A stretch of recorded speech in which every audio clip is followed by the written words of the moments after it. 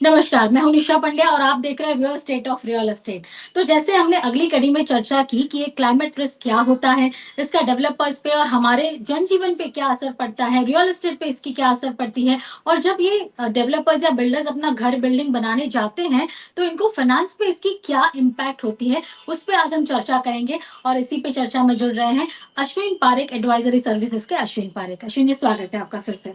Thank you निशा। तो जैसे मैंने कहा कि अगर किसी डेवलपर को अपना बिल्डिंग बनाना है, प्रोजेक्ट बनाना है, तो अब ये एक मैंडेटरी हो गया है ईएसजी सर्टिफिकेशन लेना। लेकिन क्या फाइनेंस में भी इसका इम्पैक्ट होता है? ये क्लाइमेट चेंज है या क्लाइमेट रिस्क जो कहते हैं, ये इन्वॉल्व है फाइनेंस के लिए? बिल्कुल। देखिए, इसके अंदर जो लेंडर के लिए मतलब या तो फाइनेंस लेने के लिए कोई भी डेवलपर को अगर फाइनेंस लेना है और ऑर्गेनाइज लेंडर के पास में अगर वो जाता है, तो हर एक ऑर्गेनाइज लेंडर अब धीरे धीरे करके इसको इस सोच पे चल रहा है कि मतलब वो जानता है कि कंस्ट्रक्शन की साइट से लेकर नो कंस्ट्रक्शन की जो प्रोजेक्ट है उसकी मतलब हर हर डायमेंशन प्रोजेक्ट के हाइट से लेकर हर चीजों को वो समझने की कोशिश एनवायरमेंट के क्लाइमेट रिस्क के कॉन्टेक्स्ट में भी करना उन्होंने शुरू कर दिया है। तो जैसे बहुत सारे जो पहला स्टेप था इसके अंदर, तो मतलब हमने देखा 5 या 6 साल पहले जो मतलब प्रोग्रेसिव लेंडर्स हैं, जो अच्छे अच्छे प्रोग्रेसिव बैंक्स है, बड़े बैंक्स हैं जो हाउसिंग फाइनेंस के अंदर एक बड़ा पोर्टफोलियो रखते हैं। दोनों तरह का हाउसिंग फाइनेंस होता है, डेवलपर फंडिंग भी होता है और इंडिविजुअल भी लोग जो लेते हैं वो भी मतलब लोन लेकर घर खरीदते हैं। तो इसका जो पोर्टफोलियो का जो है हिस्सा, उस हिस्से के अंदर उन्होंने पहले सबसे पहले तो ग्रेडिंग या तो रेटिंग का शुरू कर दिया। मतलब रेटिंग जो एक फर्स्ट स्टेप था कि जिसके अंदर एक क्वांटी या क्वालिटेटिव, क्वांटिफाइबल या क्वालिटेटिव बहुत सारे पैरामीटर्स रख दिए। जैसे मतलब जिस सॉइल है तो सॉइल टेस्ट के ऊपर से वो सॉइल के अंदर नीचे रॉक का क्या प्रेजेंस है, सॉइल कितना, अगर फ्लड हो जाता है तो सॉइल कितना उसमें से बह जाता है, ये सारी चीजों को उन्होंने देखना शुरू कर दिया। तो उसके ऊपर से इन्होंने रेटिंग देना शुरू कर दिया। तो एक तरह से रिस्क का आइडेंटिफिकेशन हो चुका। इसके बहुत सारे पहलू, एक फ्लडिंग मात्र एक हिस्सा नहीं था। जैसे कई जगह पे दिखा कि सॉइल के अंदर अगर सल्फर का कंटेंट ज्यादा होता है या तो एस्बेस्टस वगैरह का ज्यादा मतलब प्रेजेंस होता है, तो उसकी वजह से प्लम्बिंग के ऊपर असर होती है। तो प्लम्बिंग आज नहीं, 10 साल के बाद में या 5 साल के बाद में प्लम्बिंग के ऊपर उसका जो मतलब कोरोजन शुरू हो जाता है। तो लेंडर को इसकी चिंता ज्यादा होती है क्योंकि वो 10 साल का अगर लोन का फंडिंग देता है और अगर 5 या 6 साल में बिल्डिंग की कंडीशन बिगड़ना शुरू होती है, तो जो आम कस्टमर है वो तो बिल्डिंग छोड़ के भी चला जा सकता है। बिल्कुल। मतलब और इम्पाउंड क्या करें आप, जो आप इम्पाउंड करेंगे एक लेंडर की तरह से, तो उसका पोजेशन भी ले लेंगे, तो आपको मालूम है कि उसकी वैल्यू तो बिल्कुल खत्म हो चुकी है। वो जो जो मकान है जिसके अंदर आप कोई नए मतलब आदमी को भी लाने के लिए करेंगे, तो आपको ईएमआई का जितना हिस्सा बाकी रह गया उससे भी अगर शायद कम अगर वैल्यू मिले आपको, तो एक लेंडर के तौर पे आप तो चिंता करना शुरू कर देंगे। तो धीरे धीरे करके ये सोच जो है ये आगे बढ़ती चली है। तो अब खाली मतलब फिजिकल रिस्क के अंदर सिर्फ फ्लडिंग या सिर्फ मतलब आगे चल के सॉइल से लेके रिहेबिलिटेशन प्रोग्राम से लेके हीट जनरेशन, जैसे एक बिल्डिंग बनाता हूँ और सारा मैं ज्यादा उसके अंदर ग्लास यूज करता हूँ, ग्लास के हिसाब से जो एनर्जी को रिफ्लेक्ट करता है, सन को रिफ्लेक्ट करता है, सूर्य प्रकाश को रिफ्लेक्ट करता है, वो हवा में ज्यादा प्रदूषण देता है। तो ये सब अब क्वांटिफिकेशन करना लेंडर्सों ने भी शुरू कर दिया है। तो ये जो है इस क्वांटिफिकेशन के हिसाब से ये है कि मतलब कम से कम डिस्टिंग्विश कर पाए कि जो अच्छे डेवलपर है, जो ग्रीन मतलब डेवलपमेंट के अंदर एक रिस्पॉन्सिबल हिस्सा लेके करते हैं, उनको अच्छे रेट मिले, और जिन्होंने उसके ऊपर ध्यान नहीं दिया है, जिनको एक सिर्फ मात्र कॉमर्शियल एक कंसिडरेशन है, तो उनको इंटरेस्ट रेट एक अलग ढांचे से मतलब एक ज्यादा ढांचे से ज्यादा इंटरेस्ट रेट है। तो ये जो क्वांटिफिकेशन का जो दौर है वो अब शुरू हुआ है। मतलब ये मैं फिर से जानना चाहूंगी डिटेल में कि अगर समझो कोई डेवलपर या इंडिविजुअल होम लोन लेने जाता है या फिर अपने प्रोजेक्ट के लिए लोन लेने जाते हैं, फाइनेंशियल सर्विसेज मतलब जो बैंक्स हो या एनबीएफसीज हो, उनके पास अगर लोन लेने जाते हैं, तो उनको इन मापदंडों पे खरा उतरना होगा। उनको अपनी सॉइल का सारा चेक करवाना पड़ेगा। सारे जो पैरामीटर्स हैं ईएसजी के या क्लाइमेट चेंज के, वो सारे पैरामीटर्स पे टिक मार्क होने जरूरी है, फिर जाके ही उनको लोन मिलेगा। और अगर लोन मिल भी गया तो उनको क्या फायदा होगा? तो देखिए यही हिस्सा है जो एकदम इंटरेस्टिंग है।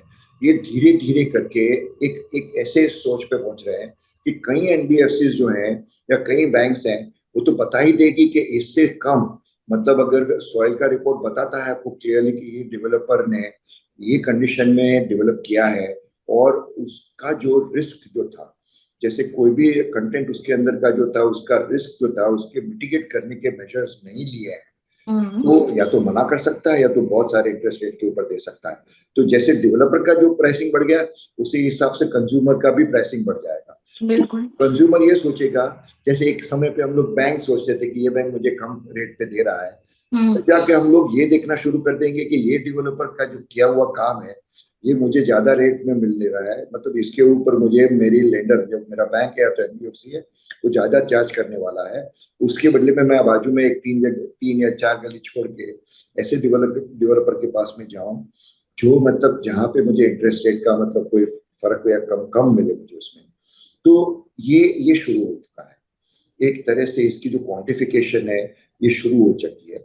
तो इसका जो मेजर है, इसमें हम लोग वैल्यू एट रिस्क बोलते हैं। हम्म। जैसे लेंडर एक ये गिनता है कि उसने अगर फंड कर दिया, तो उसका जो वैल्यू बना, मतलब जो फैंड जो बोथ प्रॉपर्टी का जो जो वैल्यू बना, और जो लोन का एक्सपोजर उसको हुआ, जो जो उसको लेना अभी बोरोवर के पास में बाकी है, वो दोनों को मतलब वो गिनेगा कि क्लाइमेट रिस्क की वजह से उसका रिस्क कितना, वैल्यू एट रिस्क जिसको बोलते हैं, वार जिसको बोलते हैं, वो हम्म। गिनना शुरू कर दिया उन्होंने। तो कहीं पे देखा कि फ्लडिंग का है, लो लाइंग एरियाज हैं, उनको मालूम है कि रिस्क यहाँ पे है। अब संभवित ये है कि 10 सालों में, 2 साल में ज्यादा बारिश हो जाए, तो 2 सालों में ज्यादा वहां पे मतलब प्रभाव हो जाए कंस्ट्रक्शन के ऊपर।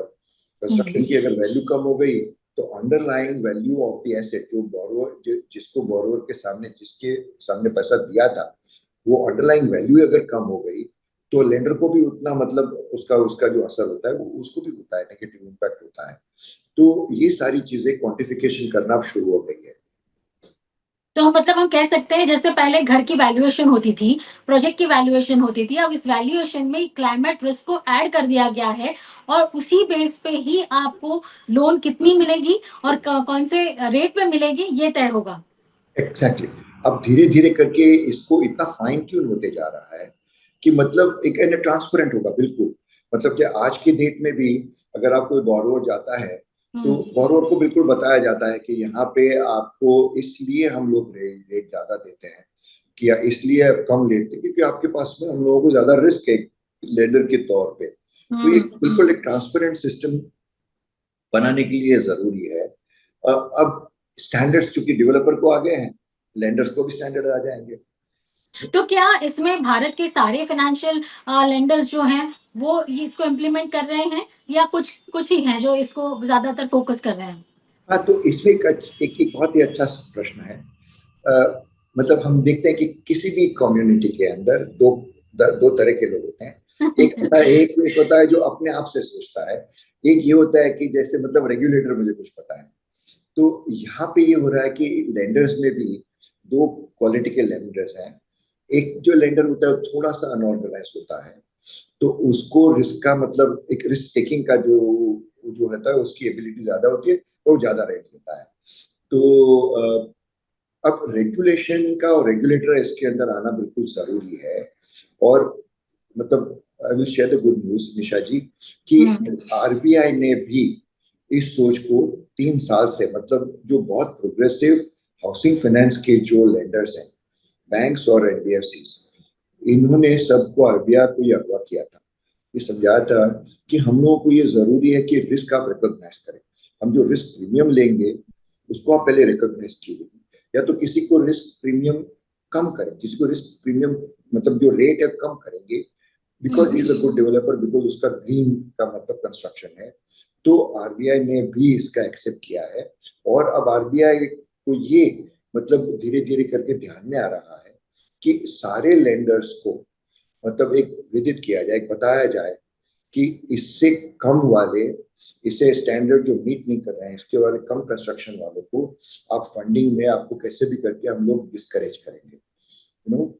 और जो लेंडर्स जो हैं, जो इसको मतलब मिटिगेशन का सारा फैक्टर लेके या तो जो एनवायरनमेंट को जो मतलब रिस्पॉन्सिबल एक हिस्सा लेके करते हैं उनको एनकरेज करेंगे, तो आरबीआई का पहला कदम ये रहेगा, जो मुझे बिल्कुल मालूम है, क्योंकि जो बिल्कुल लेंडर्स जो है प्रोग्रेसिव आरबीआई के डायलॉग में है, इन्होंने पहले ये किया कि क्लाइमेट रिस्क रिलेटेड जो है सारे जो डेटा है, जैसे मेट्रोलॉजिकल डिपार्टमेंट के पास में है, अर्थक्वेक का जो डेटा है वो सिस्मिक डिपार्टमेंट के पास में होता है, पानी का जो वगैरह का होता है वो म्यूनसिपालिटीज का रहता है, फ्लडिंग का जो होता है उसके भी आईएमडी करके जो एक अलग से डिपार्टमेंट बनाया गया है सरकार की तरफ से, इन लोग रेगुलर डेटा पब्लिश करते हैं।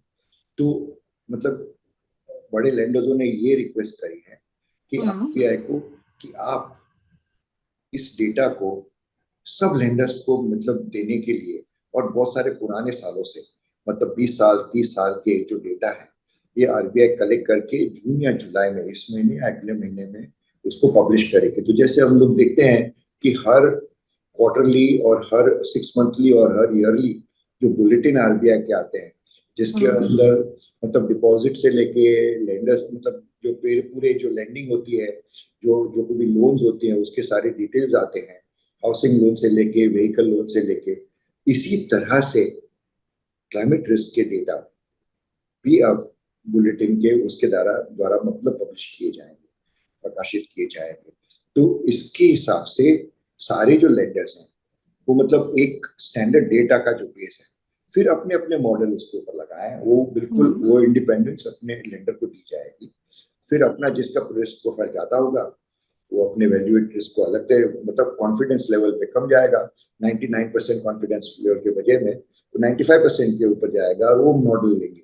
लेकिन जो बेस डेटा है जिसके ऊपर से ये मॉडल डेवलप करने होते हैं वैल्यू एट रिस्क के, वो डेटा आरबीआई बिल्कुल मतलब एक्सेप्ट किया है कि वो डेटा देना शुरू करेगा उसको। मतलब मैं ये जानना चाहूंगी कि अब तक जो भी फाइनेंशियल इंस्टीट्यूट थे जो पैसे लेंड करते थे या लोन देते थे वो अपने रिपोर्ट खुद बनवाते थे, और अब जाके आरबीआई ने ये पहल की है और आरबीआई इस पे आगे काम कर रहा है कि ये पूरी रिपोर्ट वो खुद बनाए और वो सब खुद सारे फाइनेंशियल इंस्टीट्यूशंस को वो प्रोवाइड करे, ताकि उस बेस पर सब लोग अपने अपने क्राइटेरिया तय करें किस रेट पे क्या लेंड करना है, कितना लेंड करना है। एम आई राइट? बिल्कुल, डेटा जो है बेसिक डेटा है बेसिक डेटा वो प्रोवाइड करेगी। तो और ये बहुत बड़ी बात है अश्विन जी, क्योंकि आरबीआई बहुत सब कह सकते हैं ना, उनको ही सब फॉलो करते हैं। तो आरबीआई अगर ये डेटा रिलीज करेंगे तो सारी बैंकों के लिए या जो फाइनेंशियल इंस्टीट्यूट है उनके लिए मनी लैंड करना ज्यादा आसान हो जाएगा, क्योंकि रूल की तरह वो सामने आ जाता है कि हमें ये फॉलो करना है। जैसे हम जानते हैं अगर विदेशी कंपनियां यहाँ भारत में काम करती हैं तो उनको अपने बिल्डिंग को ईएसजी सर्टिफाइड करना कंपल्शन हो जाता है।